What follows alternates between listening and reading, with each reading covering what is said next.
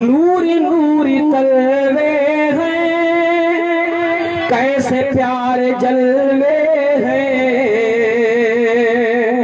तो खड़ी जो सुभान अल्लाह सुभान अल्लाह। नूरी नूरी जलवे हैं, कैसे प्यार जलवे हैं। चांद उनके जलवों की भीख लेने आया है।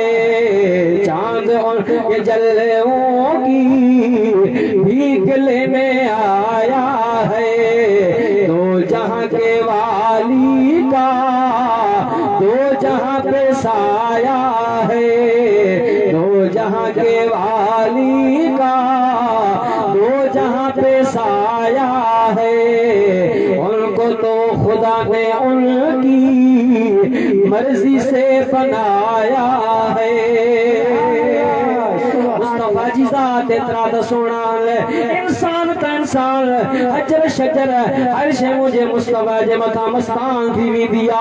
एतरे कदर जो बीबी हलीमा साइण जा प्या बचड़ा जने बकरियूं चाण जे लाए झंग वींदा।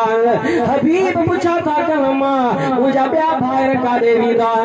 अम्मा साइण अर्ज़ थी करे तो पुट बचड़ा हुए बकरियूं चाण जे लाए झंग वींदा। हबीब करीमन फरमायो अम्मा मूंखे भी इजाज़त ॾियो मां पंहिंजे भाइयुनि सां बकरियूं चाण जे लाइ वञा।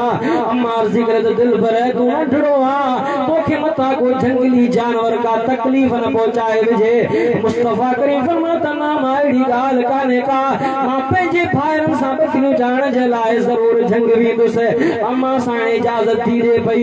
हबीब जी ज़ात जॾहिं बकरियूं चाण मके जे सरज़मीन ते अचनि था पिया।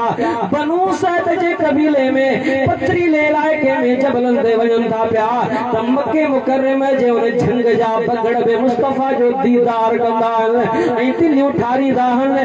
हिक ॿिए खे हीअं चवंदा आहिनि त इहो केरु भलारो आयो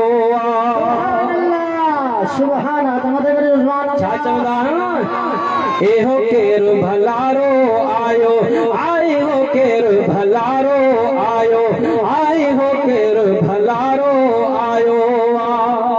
केरा ओ दाई हलीमा जो धणु चारण मीगर न्यारो आयो आए हो केरु भलारो आयो आए हो केरु भलारो आयो।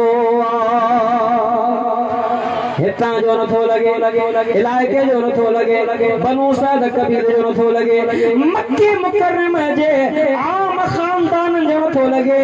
ही किथां जो आ कंहिं मुल्क जो ॿारो लगे थो कोन बेली बकरार लगे थो।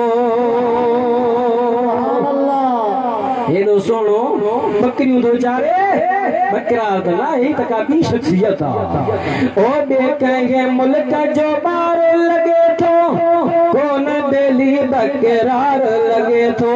केरा शाही घराणे जो शायद करण निज़ारो आयो आए हो केरु भलारो आयो आए हो केरु भलारो